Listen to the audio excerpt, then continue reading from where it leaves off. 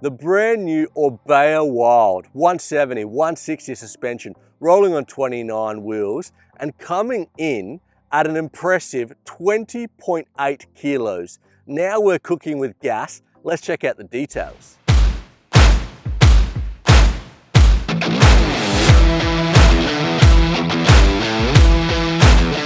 Riders, welcome back to Sans Bikes, where you know we only talk e-bikes.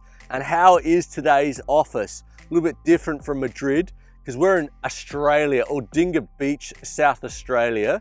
But unfortunately, you'll hear in my voice, Bear and I have got COVID. Not sure it was on the plane or at a party we were at the other day, but we got COVID. We're in quarantine, but what a place to be in quarantine.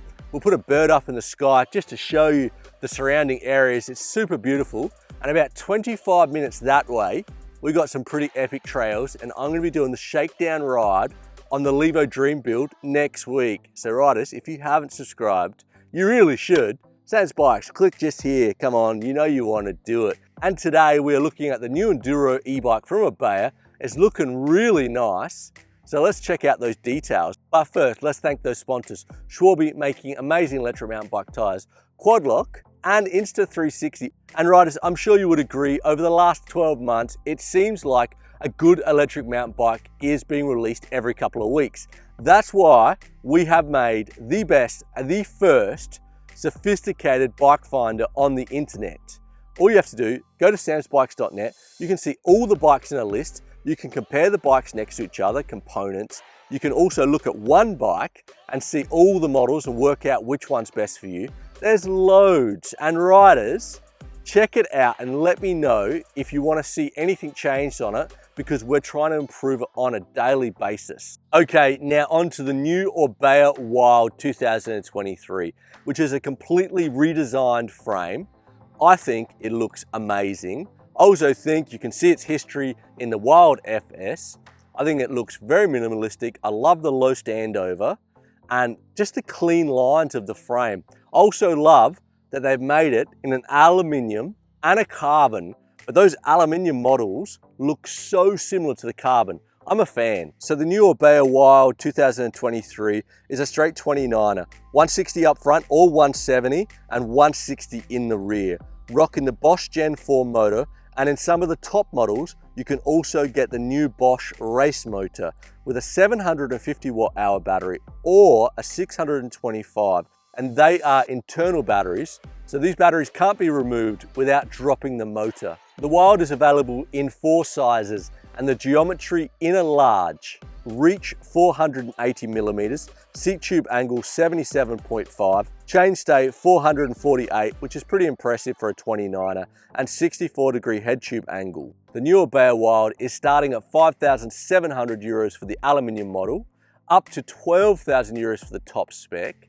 And there's also a lot of customization that can be done with the Orbea My O customization. Okay, legend riders, that was a press release, but what do I think of the new Orbea Wild? I think Orbea have knocked it out of the park again. I'm a massive fan of the Orbea Rise and the Wild FS, and it's no different with the new Wild. You know, we're talking 20.8 kilos, 170, 160 suspension, rolling on 29ers, the Bosch race motor. Sign me up. This thing is gonna ride really well. Probably the biggest change from the new Wild to the old Wild FS is the battery is not removable. But Orbea are claiming that the frame is now 51% stiffer without sort of the exit part of the frame, which is really impressive. So I completely understand where Orbea are going with this internal battery. I think a 625 watt-hour battery is going to be perfect for pretty much 80 to 90% of the riders out there. With the 625, you're going to get around 1,200 to 1,300 meters of vertical climbing in the extreme mode, so turbo everything, the extreme range. And with the 750 watt-hour, you're going to get around 1,400 to 1,500 meters of vertical climbing. And making that bike lighter and also stiffer, it does make sense. I believe the 750 watt battery is about 1 kilo heavier than the 625, but it's not only the weight, it's where the battery is. So the battery is longer, so it's going to be longer up, higher up in the down tube, which is going to put more weight on the forks and make it handle a little bit worse than the 625. For me, the 625 would probably be the one to go for my style. And I would say for pretty much 95% of all my riding, I would get it done with the 625. But I hear you say, riders, and yes, there is a big but.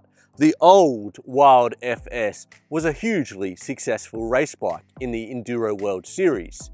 But the new one with the internal battery is not going to be able to race because you need to use the same bike and you normally have 3 batteries for the 3 stages, or 2 and you charge them. You know, as a privateer, it definitely won't be raced, but maybe the bike does look really good, but maybe the Orbea team will have a couple of extra mechanics. I would imagine 1 or 2 really good mechanics could wrench out the motor and change that battery out within the 30-minute time limit that all the riders have for the break between loops. So we might be seeing that. And also, riders, if you're not a racer, this bike won't be for everyone. And Orbea knows that. You know, we're in Australia right now. It would be possible, but it would have been more of a pain to pull the battery out and then reinstall it when we got to Australia. And also, if you're someone that locks your bike up in the garage or something like that and doesn't have a power source there and needs to bring the battery upstairs to charge it, that's not going to work. It's not going to work for everyone, but I do see where Orbea are going with this, and I do like the idea of it. I'd have to say Orbea really do make beautiful bikes, and the Wild is no exception. It's got super clean lines. I love the low standover height, just really minimalistic, and the down tube looks quite small because they've taken out the need to remove the battery. It's just a beautiful looking bike, and also with those new Bosch displays and remotes, Bosch are definitely lifting their game. Before they were quite ugly. I also think the geometry looks spot on. It's quite reminiscent of a Trek rail, quite similar to geometry to that. But you know, all the bikes are quite similar these days. But I do love the geometry, that 448 chainstay with a 29er. This bike is gonna rail and it's gonna handle very well in tight stuff. For me, the Orbea Wild coming in at 20.8 kilos, killer spec, killer geometry. My only complaint or feedback would be that it would be really nice to see this with changeable geometry. It'd be really nice if we go to 63, 64 and 65 and also have a longer or shorter chainstay at the back, making the bike more versatile for different riders. I think Orbea's price point is really competitive, starting at 5,700 euros for the aluminium model. And I really love the customization you can do with Orbea. My only thoughts would be, if you customize your bike completely, I wonder what the supply chain issues would be and lead times for a custom bike like this. And again, if you saw my thoughts on the Focus Jam SL, I don't think it's necessary to have the cables going through the headset. I mean, I don't think it's that ugly to go out the side of the frame like most of the bikes do. It just makes it so much easier to work on the bikes and adjust your headset out on the trails. Okay, so the final word from Sam's Bikes. Does the Orbea Wild get a yay or a nay? It's 100% a yay. Orbea have done a fantastic job. 20.8 kilos, 170, 160, rolling on 29ers, great geometry, great looking bike, good pricing as well. I'm a big fan of this bike, and fingers crossed, I might be able to test one down under, but I'll probably have more chance of testing it back in Spain. I would love to test this bike. And riders, if you have any questions on this bike or any other electric mountain bike, please put it in the show notes and I will get back to you. And next week, we are doing the shakedown ride, finally, of the Levo Dream Build. It's been sitting at my house for 2 weeks because I didn't want to get it dirty because quarantine in Australia is super tight. So I am riding it next week when I got rid of this nasty COVID. And riders, I'm going to see you there.